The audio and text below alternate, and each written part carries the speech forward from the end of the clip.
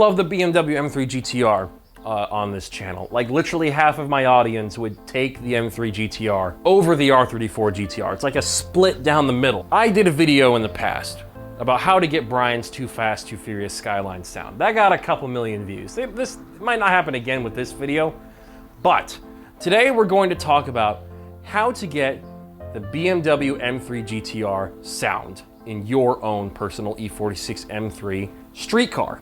But first, I've got to ask, which sound are you actually trying to get in your street car? Because for the record, starting out, that kind of mechanical whining sound you're hearing is not a supercharger. Even in Need for Speed Most Wanted, the video game I'm sure we're all thinking of, that car was naturally aspirated. The mechanical whining sound you're hearing in the video game and in all the videos that we've seen on YouTube, that sound is the sound of straight cut gears and the racing transmission they use, whether it was Hewland, Hollinger, X-Track, doesn't matter. It's straight cut gears that make that noise. And so if you're planning on just replicating that sound and you're keeping the S54 in your car, you can actually get a Drenth DG500. The torque rating, you know, is high enough that the S54 won't breach that. I think it was originally made for the S65 V8 in the E92 M3, so you don't need to worry about that. It works just fine in the E46 M3 with the S54, and it makes the good, you know, straight cut gear sound.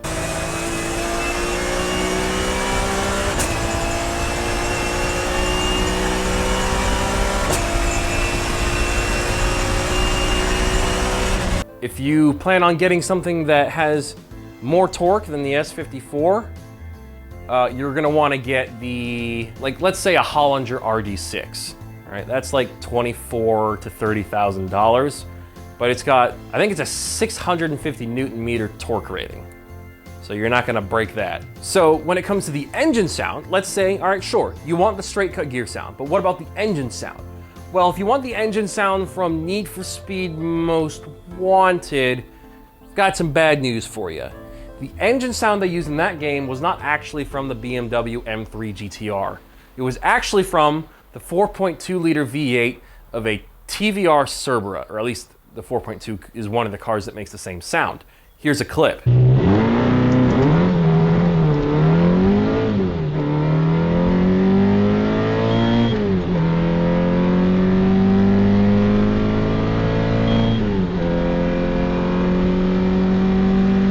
So here's the thing. I don't think you're gonna wanna do a TVR swap into your E46. I can't imagine that will be massively reliable. I think even TVR owners would back me up on that. But if you want to replicate the real life sound of the E46 M3, you're more in luck, okay? You're more in luck. Basically, the real life BMW M3 GTR, its most famous engine in its most famous incarnation was the P60 V8, a 4-liter, 600-ish horsepower prototype flat plane crank V8.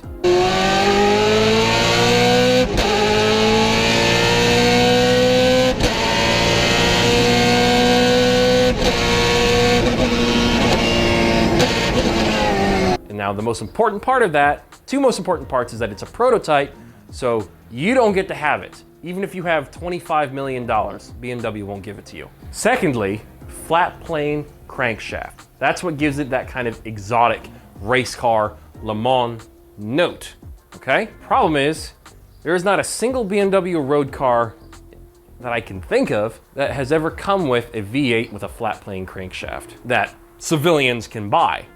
The S65 V8 is like an 8,000 RPM cross-plane V8, and it sounds very good. It was in the E92 M3 and the E90. The racing version of it was called the P60 V8. That had a flat plane crankshaft, but it's not exactly streetable. It's a race-only engine. It requires race gas and all sorts of things that are very inconvenient to ordinary people. And plus they cost sometimes 100,000 euros just to buy in complete form. So probably not on most people's list of things they can do.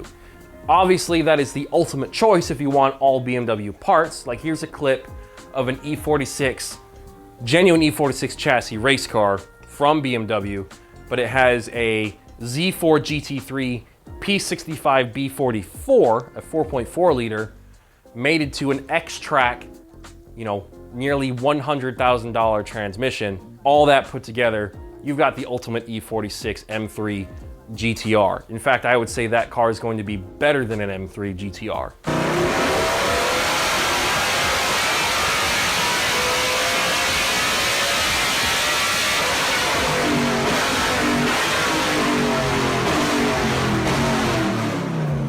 So, if you've got the money, you can do that. But let's be realistic here. If I only showed you that, you'd all be very disappointed.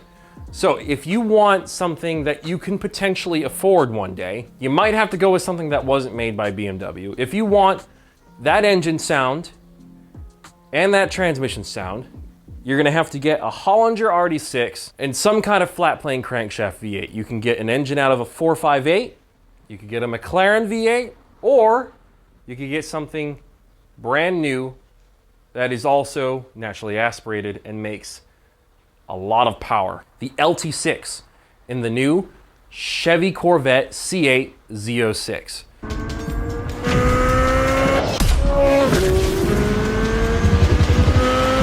.670 horsepower, naturally aspirated, with an 8,500 RPM redline. And it sounds just like the BMW M3 GTR P60 engine.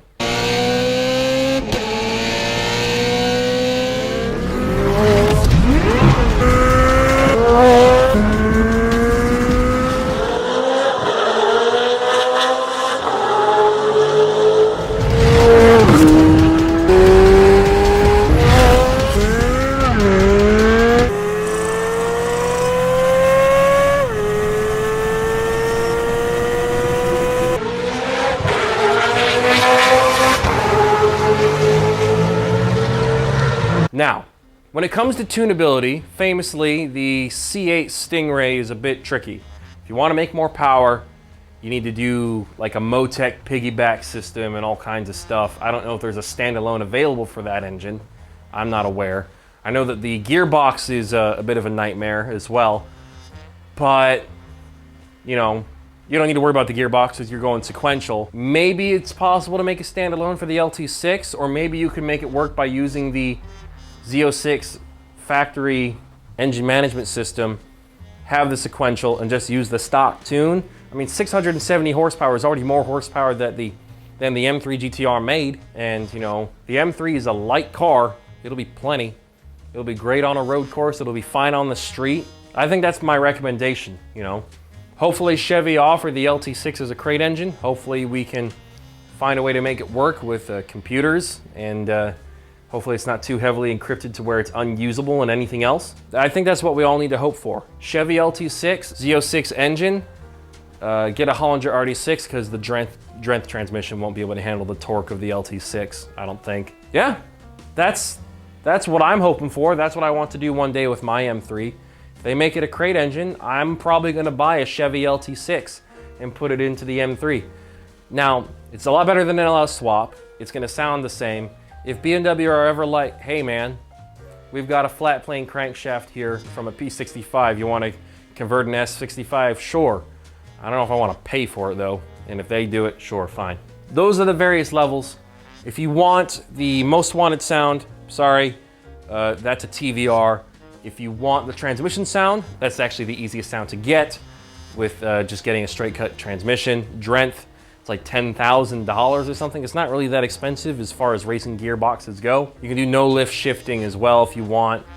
With a shift cut, you can do auto rev match. You can do all kinds of cool stuff with sequentials. If you want the real life V8 engine sound, you could put an E92 M3 engine into the car and it'll sound good, but it'll have that kind of muscle car burble when you rev it. An exhaust system with the right headers might get rid of some of that and make it sound exotic.